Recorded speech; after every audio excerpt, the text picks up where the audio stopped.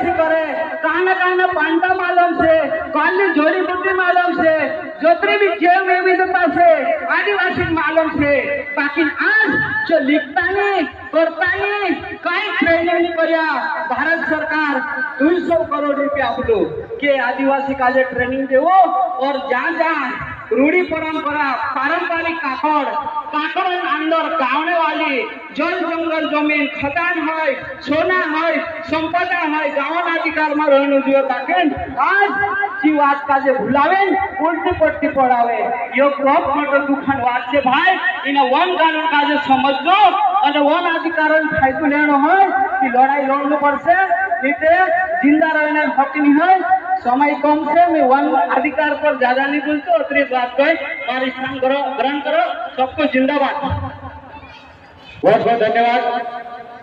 एक बार जोरदार तालियां ठोकेल दादा स्वागत अभिनंदन। जिस प्रकार से